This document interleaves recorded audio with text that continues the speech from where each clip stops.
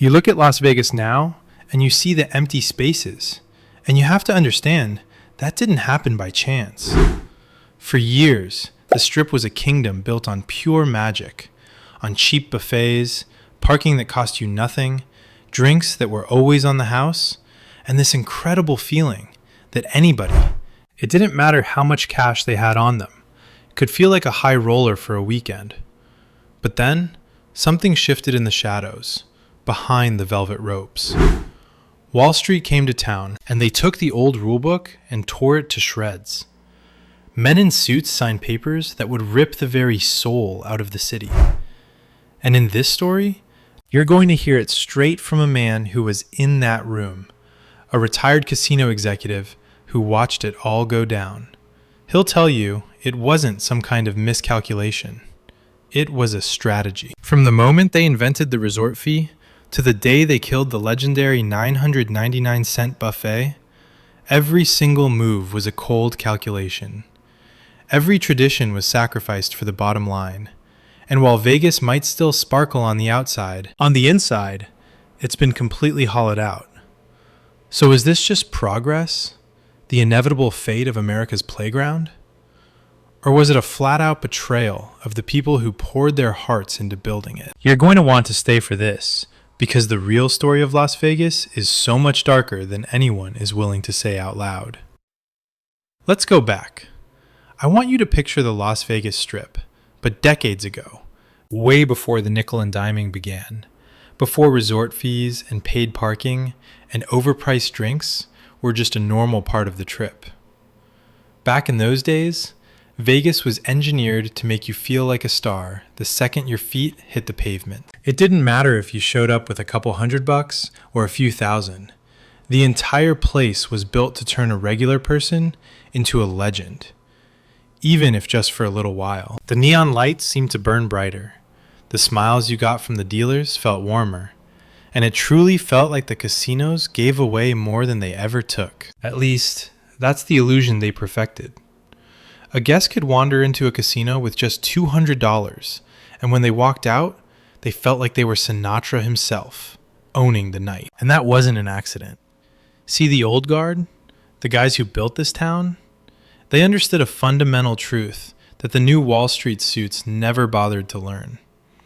If you make people feel important, they will spend money like they're important. The playbook was simple, but it was brilliant. You offer them a steak dinner for cheap. You keep the free drinks coming all night long. You give them a room on the house, even if it meant taking a small loss right away. The game wasn't about squeezing every last cent from the customer. It was about creating a world where that visitor felt like the only person that mattered. The classic Vegas buffet, that's the perfect example. It became an icon for exactly that reason. For under $10, you could stack your plate a foot high with prime rib, endless crab legs, and a dessert bar that looked like a dream. Everyone knew the casino was taking a bit of a hit on the food, but that tiny loss was nothing, an absolute pittance, compared to the money those same happy, full customers would gladly leave at the tables, in the slot machines, or at the bar. For families, for people watching their wallets, this whole setup was a siren song. It meant Vegas wasn't just some exclusive club for the wealthy or the degenerate gambler. It was a real-life fantasy land, where the middle class could just check out of reality for a weekend. You didn't need to be a high roller to get treated with a little bit of dignity. That feeling that you were welcome there, that was the secret ingredient to the magic. The city was just electric with life. Sidewalks were packed with tourists. You could hear people laughing in those long buffet lines, glasses clinking in the smoky lounges. Every single dollar spent seemed to come back tenfold, because the energy of the place just fed on itself.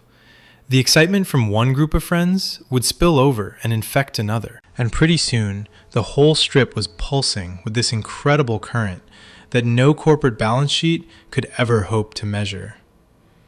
People would go home and tell stories about Vegas like it was a different dimension. A construction guy from Ohio, a nurse from Texas, a young couple from California on their first big trip. They could all show up on a Friday night, and I guarantee you by Saturday morning, they felt like movie stars. The secret was simple: generosity. The casinos gave you a little something: free parking, a cheap meal, a free show, and in return, the guests gave back so much more. It was this perfect, unspoken pact of value and trust. For decades, the whole system ran like a flawless machine. This was the very Vegas that forged legends. The Vegas that inspired a loyalty so fierce that families would make the pilgrimage year after year. Fathers would bring their sons. Groups of buddies turned a weekend trip into a sacred tradition. And people came from every corner of the globe to chase a feeling they couldn't find anywhere else. The city wasn't just in the business of selling games of chance.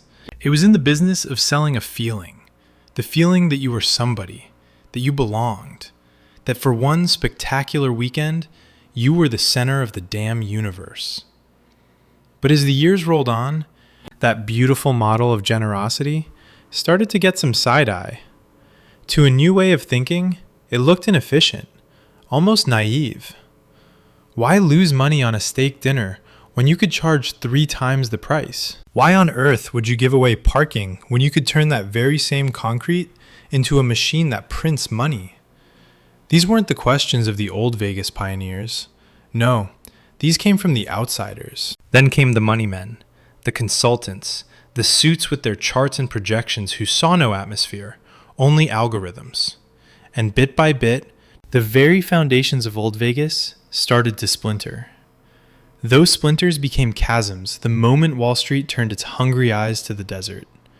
Hedge funds, private equity firms, and faceless corporate boards began their takeover, seizing control of casinos that had always run on pure instinct, decades of tradition, and simple gut feelings. The old guard Vegas executives, the ones who lived and breathed by cheap buffets and free parking, suddenly found themselves ambushed by men in suits, clutching spreadsheets and projections. The very language of Vegas began to change, shifting from fun and experience to revenue per square foot and quarterly growth.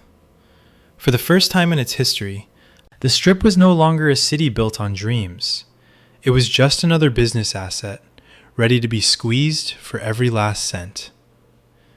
It all started with one simple pitch: resort fees. Imagine a consultant walking into a boardroom with a slideshow that promised millions upon millions in extra cash.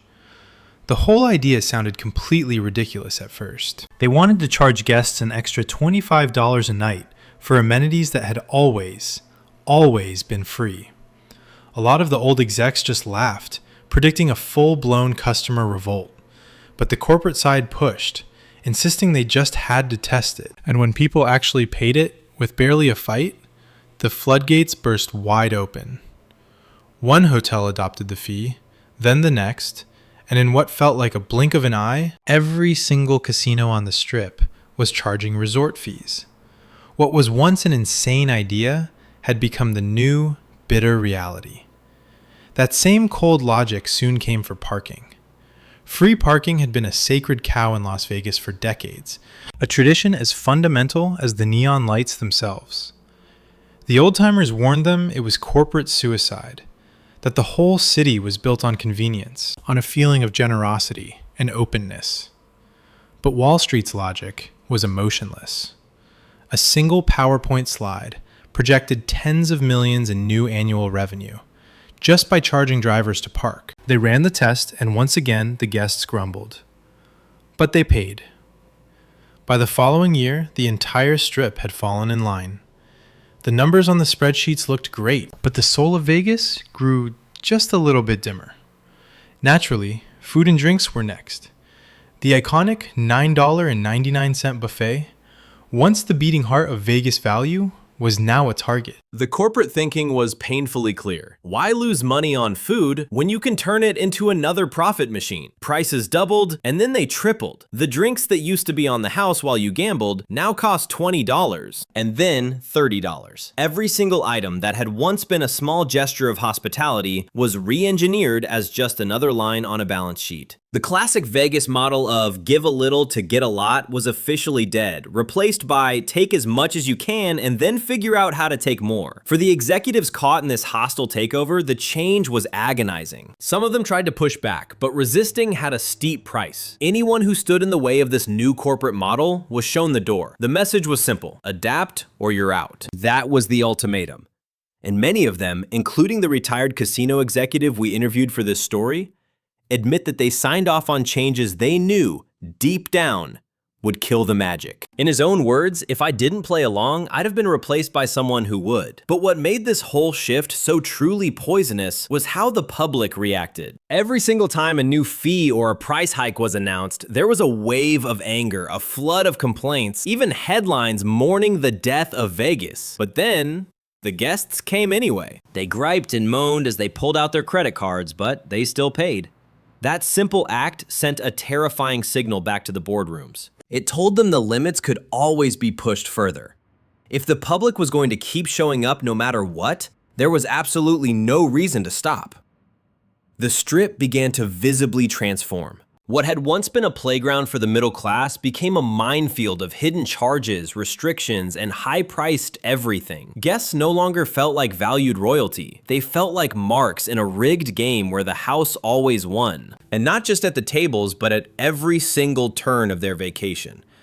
A weekend getaway to Vegas turned into a long series of cold, hard transactions, each one meticulously designed to bleed a little more cash from your wallet. The magic didn't just disappear, it was systematically dismantled, piece by piece, one board decision at a time. By the time the transformation was complete, the Strip had crossed a point of no return. Vegas was no longer a city built on giving the guest an unforgettable experience. It was a city built on taking, and the old guard knew it. They screamed from the rooftops that it was unsustainable, that the lifeblood of Vegas, the everyday people, the families, the groups of friends pooling their cash for a weekend of pure fun, would eventually just vanish. But Wall Street couldn't have cared less. The charts showed growth. The profits were rolling in, and as long as those numbers stayed green, the hostile takeover of the culture was considered a roaring success. Behind the neon glow, Vegas had entered a new, much colder era. A world where loyalty, atmosphere, and that old Vegas magic were just numbers on a spreadsheet, meaningless next to quarterly targets. And as the retired executive confessed, that was the very moment he knew the Strip he once loved was never, ever coming back. You see, the Strip used to thrive on sheer volume. In the old days, success was measured by having, quote, heads in beds, and hearing that endless electric buzz from casino floors packed shoulder to shoulder. It didn't matter if half the crowd was just pulling nickel slots or lingering by the cheap buffets. It was the sheer number of bodies that created this incredible energy, this noise, this unstoppable momentum. And that feeling, it was contagious, and it made everyone open their wallets a little wider. But then Wall Street came along and reshaped the Strip, flipping that entire formula upside down. Instead of a mad dash to fill every room and table, the new game was all about getting fewer guests, but making sure they were much, much richer. The numbers told a very seductive story. Why would you want 100 people each spending $200 when you could attract 40 people each spending $600? The math on paper looked absolutely irresistible. And just like that, the new corporate philosophy was set in stone. Jack up the room rates, increase the minimum bets, charge more for drinks, and of course, pile on all those nasty little hidden fees. With fewer guests to manage, operations costs plummeted while profits held steady or even soared. To the investors and the board members, it was a dream come true. But for the Strip itself, it was a slow, agonizing death. The atmosphere of Vegas, the real magic, was never just about the profit margins. It was always about the crowd. You had tourists pouring in from the Midwest, wild bachelor parties from California, families down from Texas, and retirees from Florida living it up. You had international visitors, all of them packed together, creating this living, breathing heartbeat for the city. When the sidewalks were jammed, when the casino floors roared with cheers and laughter, the Strip felt truly alive. That right there was what kept people coming back. It wasn't just the slim chance of winning big, but the pure electricity of being surrounded by thousands of others, all chasing that same incredible thrill. When the shift to fewer, richer guests really took hold, that heartbeat grew faint. You could walk down the Strip on a weekday and just feel the emptiness. The lights were still blazing, but without the masses of people, They just felt cold and hollow. The high rollers became the only prize that mattered. Gone were the days of courting the middle-class traveler with cheap buffets and comped rooms. Now the casinos focused all their energy on luring in international, quote, whales who were willing to drop tens of thousands of dollars in a single weekend. It became a world of exclusive clubs, of sprawling luxury suites and secret private gaming rooms that replaced all the affordable perks of the past. Conventions and corporate travelers were brought in to fill the gaps, bringing with them their steady streams of expense accounts and guaranteed spending, and on paper, it all worked. Revenue was high even when foot traffic was dead, but the Strip, it no longer belonged to everyone. It belonged to the wealthy few. The problem, as that retired executive admitted, is that high rollers are notoriously fickle. They can be lured away to Macau, to Singapore, or to Monte Carlo at a moment's notice. All it takes is a slightly better deal, a flashier perk, or a destination that just feels a little fresher. Meanwhile, the middle class, the very backbone of Vegas for decades, was already walking away for good.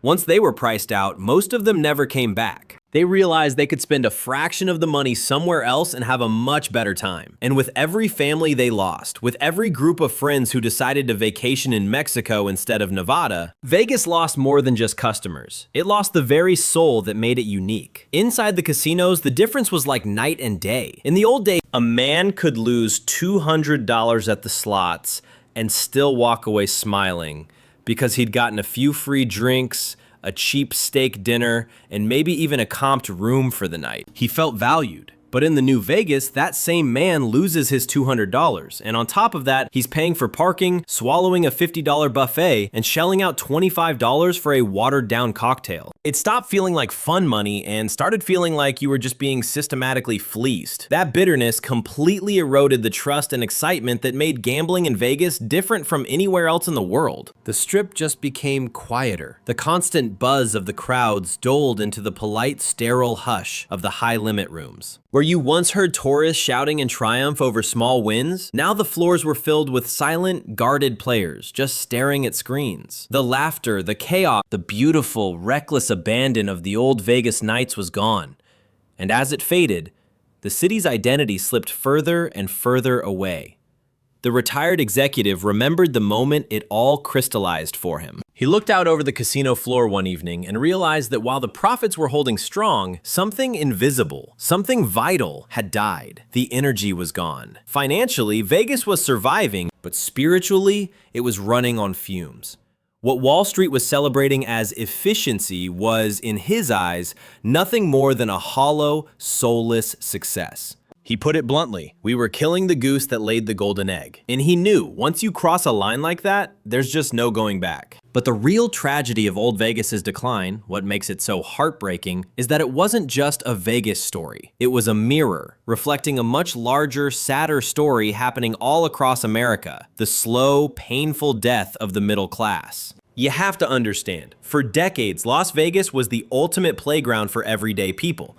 A construction worker from Ohio, a teacher from Kansas, or a nurse from Texas could hop on a cheap flight, snag a bargain room, and for one glittering weekend, live like they were royalty. Vegas was never supposed to be just for the elite. It was the place where the middle class could escape the daily grind and get a taste of something truly extraordinary. But then, Wall Street took control of the Strip. And that promise?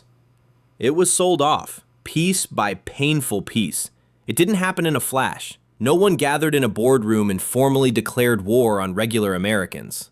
Instead, it was a death by 1,000 cuts, a $25 resort fee here, a $50 buffet there, cocktails that leaped from $10 to $25, and parking that went from free to $30 practically overnight. Each one of those decisions, on its own, felt small, justifiable, maybe even harmless. But when you stack them all together, they built a wall that ordinary families simply couldn't climb anymore. A weekend trip to Vegas that once might have cost $500 was now easily 2 or 3 times that amount. For so many, the city that had always felt like theirs had just slipped out of reach. The retired executive confessed that by the time he truly understood the scale of the change, it was far too late. The middle-class families weren't coming back. They had already found other options. I mean, why spend thousands in Vegas when you could find a better deal in Mexico, cruise the Caribbean, or just stay closer to home? The Strip had betrayed them, and once that trust is broken, loyalty doesn't just come rushing back. The executives who believed they were just protecting profits had, in reality, burned the very bridge that made Vegas so special. In its place, the high rollers became the new obsession. But the problem with high rollers is that they are never, ever loyal. They chase perks, status, and luxury wherever it's being offered. Today, they might love Vegas, but tomorrow, Macau, Singapore, or Monte Carlo could easily tempt them away. By pivoting to the wealthy elite, the Strip traded a rock-solid foundation for a dangerously unstable gamble. The middle class had been the very lifeblood of Vegas, the ones who came back year after year, generation after generation. High rollers were nothing more than passing shadows. And the executives knew it. This wasn't just a Vegas problem, though. It was a reflection of America's new reality. Airlines were adding endless fees for bags and seats. Sports tickets were skyrocketing. Hotels started charging for Wi-Fi and other things that were always included. The everyday consumer was being squeezed from every possible angle. And Vegas just amplified that squeeze louder than anywhere else. In a very real way, the Strip became a symbol of the nation's new economic motto: profit first, people second. The loss of that energy was impossible to miss. Walk the Strip today and you can feel it. Yes, the casinos are polished and the lights still glitter and the shows are still dazzling. But that electric hum of excitement, that sound of a crowd buzzing with pure possibility, it's gone. Without the middle class filling up the sidewalks, without the budget travelers and families creating that beautiful noise and chaos, the Strip feels more like a sterile luxury mall than a playground for everyone. Profitable, yes, but utterly soulless. And the irony is just brutal. The very people who built Vegas, the working class tourists who came back faithfully year after year, the loyal middle class dreamers who made the city famous, are the exact same ones who have been driven out. In its chase for quarterly growth, the Strip cut off its own roots. The retired executive admitted he saw it all happening in real time. He watched guests who once smiled through their losses now leave angry, feeling completely gouged. He saw employees who once thrived on tips from happy visitors now watch their hours get slashed as the crowds thinned out. A place that was once defined by generosity had become defined by greed. For him, that realization was crushing. He confessed to feeling complicit, to signing off on the very policies he knew would hollow out the city's core. And while the profits were still rolling in, the long-term cost was painfully clear. Vegas had turned its back on the very people who made it great. And in doing so, it lost the soul that made it unlike anywhere else in the world. The Strip was still alive, but the heart of Vegas, that middle-class dream, was already gone. And for the retired casino executive, the weight of his decisions never truly left him. Sitting there, across from the interviewer, he admitted the unvarnished truth. Yes, he said, I was complicit. He was the one who signed off on the policies, the deals that swapped magic for money and community for quarterly reports. He admits he could have fought harder, could have been the louder voice in the room, but he stayed quiet. Because in that corporate world, to resist is to be replaced. If I didn't do it, someone else would have, he confessed to me. And while that excuse might protect him on paper, it offered no shield from the guilt. The Strip was transformed on his watch, and he lives with the heavy burden of knowing he helped orchestrate its fall. He then laid out exactly why he decided to retire early. It wasn't about being burned out or bored. No, it was a deep, gut-wrenching disillusionment. He described how year after year, the meetings became more and more robotic. The conversation stopped being about creating magic or building loyalty. It was all about squeezing the margins, slashing costs, and dreaming up new ways to pry every last dollar from the guests. The sheer joy of crafting unforgettable weekends had been completely replaced by spreadsheets and cold projections. I didn't want to spend the rest of my career just squeezing people dry and calling it progress, he said. And so he walked. Not in some grand gesture to save Vegas, but simply to save himself. And yet, even through all his regret, you could feel this profound love for the city. He spoke of the Strip like an old friend who had completely lost their way. He still believes in what Vegas could be, in its singular power to dazzle and delight. But he's lost all faith in the corporate machine that has its hands on the controls. Vegas isn't dead, he insisted, but the Vegas I loved is slipping away.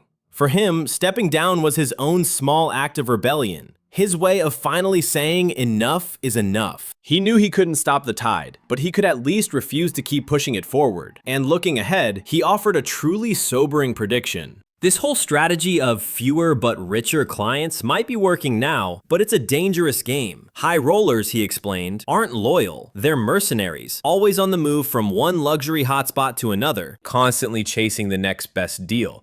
If Macau, Singapore, or Monte Carlo rolls out a shinier package tomorrow, those whales will vanish from Vegas overnight. And once you've pushed the middle class away, there's no easy path to win them back.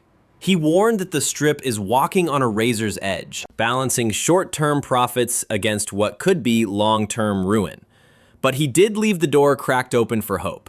He believes that if someone, someday, finds the courage to reverse course, to bring back real value, to embrace the middle class again, to remember that generosity is what truly breeds loyalty, Vegas could find its soul once more. The city's entire history is about reinvention, and maybe, just maybe, that very spirit could be its salvation. Without the regular folks, without the people who made this city breathe, Vegas ain't Vegas, he said with this absolute conviction. That to him was the bottom line. The interviewer wrapped up with a thought that felt like it was pulled directly from the audience's mind. The executive wasn't some evil villain, he was just a part of the machine. His honesty hit so hard precisely because he wasn't afraid to admit his own failures. This story was never about just one man. It was about a culture, a system that chose growth over people, profit over experience. And while Vegas still sparkles on the surface, beneath all that neon lies a city at war with itself. A city that literally traded its magic for money. In the end, the retired executive's words felt less like a confession and more like a dire warning. A warning that if Vegas keeps going down this road, the Strip might stay profitable, but it will be hollow. All glitter, but completely soulless. He still loves the city, and like so many who remember its golden days, he hopes that one day the magic will find its way back. But for now, his verdict was chillingly final. The Vegas he knew, the Vegas that belonged to everyone, is gone. And unless something changes dramatically, it may never return. Las Vegas still shines bright with its neon glow, but the truth hiding behind that glow is far darker than most visitors could ever imagine.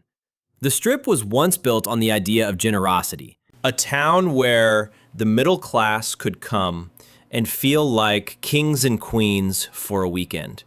Today, it has become a place designed not to give, but to take, not to enchant, but to profit. The confession from a man who spent 14 years in those executive suites just confirms what so many of us have felt walking down those nearly empty sidewalks. Vegas is not the same city anymore. It's no longer the playground for the people, but a private playground for the very few. And yet, despite it all, there is still a glimmer of hope. Vegas has always been a city of reinvention, a place that can rise from its own ashes and come back even stronger. The question now is whether anyone in power will have the courage to bring back that magic for everyday people, or if the Strip will just continue down this path, trading its soul for spreadsheets. So I have to turn the question over to you. Is this truly the final curtain call for Las Vegas, or is there a way to bring it back from the brink? Tell me your story in the comments. And if you're hungry to hear more of the buried secrets and shocking tales from behind that glittering facade, then make sure you subscribe and stick with us, because the saga of Vegas is far from finished. And the next chapter we're about to reveal is even more unsettling.